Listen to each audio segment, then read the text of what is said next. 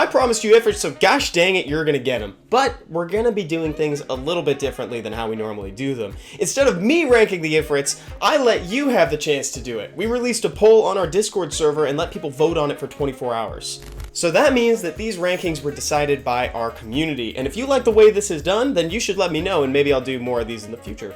And that means that you should totally join our Discord server if you're not already a member of it, because that's where we're going to be doing the polls. Let's get into it. Each Ifrit has the same first skill in Mega Smash. The Ifrits only know a few words. It's like Mega, Super Smash, and Crush. That's it. That's it. Now this is actually a great first skill. It can deal pretty decent damage considering the fact that it scales with speed and has a pretty solid chance at leaving a 2-turn dot. Dang, I keep saying pretty, don't I? I just think things are beautiful today, huh? Now I'm going to go over the Ifrits as they appear in the monster collection, so naturally, we're going to start with the president of Summoner's War, Sarion. And there's a reason why we give him the title of president. It's basically because he has ultimate veto power against any passives in the game. At the time of recording, he is the most reliable source of one of the rarest debuffs in the game, Oblivion. Every time he attacks, he's going to try to make the target oblivious. Did you know that that's what it's called when somebody has Oblivion applied? I don't think Oblivion and Oblivious are necessarily the same thing. Like, if I'm floating through Oblivion, am I oblivious? Whatever, it's not my choice. I didn't write it. Sarion's passive doesn't stop there though. He gets a 30% damage reduction from monsters that don't have any debuffs applied. And the inverse is true too. He's going to deal 30% additional damage when people do have debuffs on him. So it's really a win-win situation. Whether or not they've got debuffs applied on him, he's going to be benefiting. His second skill is one of two options in the family in... Oh, I've got like a 50-50 chance. Is it triple mega crush? It is triple crush. It's not triple mega crush. And I know it wasn't. I just threw that in to be funny. It wasn't as funny as I thought it was going to be. So let's just cut that. This is more speed scaling damage that's going to hit 3 times and try to apply a defense break. Sarion also comes with a big res lead if that's the option you want to take when going into RTA. And notably, Sarion is also the only one of the Ifrits to appear in La Centuria. I don't know if that's going to give him more points, but hey, that's a fun fact. Theo Mars, the water one, has gotten a lot better thanks to a recent buff to his passive. It had its cooldown reduced from 10 turns all the way down to 4. His passive basically reads like this. He has elemental advantage over everybody he attacks, and anytime he would perish, he instead goes to 1 HP and is granted an endure buff. That's the part that has a cooldown.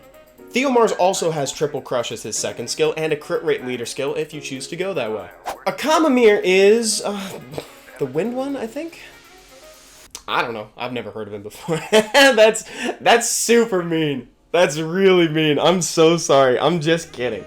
He was actually my first Ifrit, and frankly, I wouldn't have cleared GB10 on auto if it wasn't for him. But back then, I was a kid. Now I'm a man. Amir is the wind Ifrit, and his niche is damage. And we've seen how that's gone in the past. Amir is the first Ifrit to have the second option for a second skill, and that is Super Crush. Super Crush! I was right! There's only so many combinations, like the permutations of the words Super, Mega, Crush, and Crash, and Smash. The skill deals damage that scales with max HP and has a chance to stun that grows with skill ups. I mean, we can just use that. And if you're up against a boss that's immune to stun, you'll instead get a small reduction to their attack bar, and that's going to give you some breathing room when you need it most. His third skill is Mock Crush. Yeah, he is actually the only Ifrit that doesn't have a passive. And again, it does damage that scales with the number of debuffs on the enemy. Shoron is the light Ifrit and the long-lost brother of the Ifrits. And it turns out that's because he was on the run. He's a convicted felon, the man's a thief, a regular kleptomaniac. His passive lets him steal 1 buff from the target and give it to his allies. He's a regular hooded Robin. His attack power... shoot, I can't just ditch the voice that easily. His attack power and speed will increase as the number of buffs on you and your allies increase. He also has an attack lead. Veramos is apparently a car, according to our channel. You're probably familiar with Veramos if you've been on the channel for a little while. What his passive is going to try to do is auto-cleanse a debuff from every ally on your team at the start of his turn. Notably, it doesn't hit inability effects, but it's not always super relevant, though it would definitely help.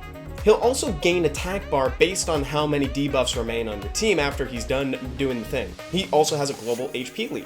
Veramos is all about safety, especially in the early game. He's seen a lot more use as part of the Dot team where you can use his 33% global HP lead to kind of add more cushion to your team and make it more stable. And he'll also cleanse that defense break off of everybody so you don't have to use double will. Alright, on to the rankings. Number 5, it's Akamameir. Bet you didn't see that coming. He only got 2 votes out of 227 for best Ifrit. That's just, poor guy, that falls just short of 1%. And that's saying something, because he's the only Ifrit with a speed lead. But again, his niche is damage, and damage is easily replaceable. The reason why Amir finds himself in this position is because he's kind of a bit of a transitional unit. You might use him if you pull him early as your AoE damage for GB10 or GB12, but after that, you'll probably find a replacement. So sorry, dude, it's not your fault. Well, it is kind of your Number 4 is Sarion. Folks like him for his versatility. You can build him a whole bunch of different ways, and he's super useful for getting through difficult defenses in Guild Wars. You can use him in Arena, and you can use him in certain DB12 teams. Stealing buffs like that and giving them to your team is super useful in a lot of strategies and locations within the game. Plus, he buffs his own damage, which is super nice. Now, this is where the list gets really interesting, because it ended up being a difference of 1.3% in favorites, so a fight for 2 and 3. Number 3 is Theo Mars, the Water Ifrit. Theo Mars is fabulous in Guild War defenses where he's paired with things like Molly, Cigar. In fact, Lucky Madman came in to comment exactly on that one defense in a guest video where he named the top 5 current Guild War defenses. In these comps, he ends up acting as the primary damage dealer that is just persisting. Number 2. It's Varamos, the Dark Ifrit. His auto cleanse is invaluable for early game, mid game, late game. You can use him on your dot team if you don't feel like you're safe enough. Super Crush as a second skill is very valuable in places like TOA where you need a decent CC option.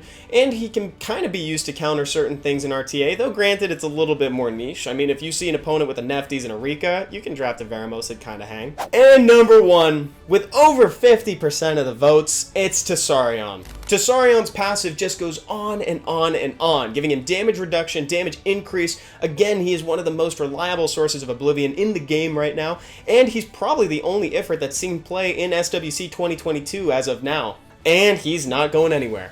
And those are the rankings, guys. I hope you enjoyed it, and let me know if you like this format of doing the rankings where I have the community participate in it. If so, I'll do it again, I guess. Alright, y'all. Have a great weekend.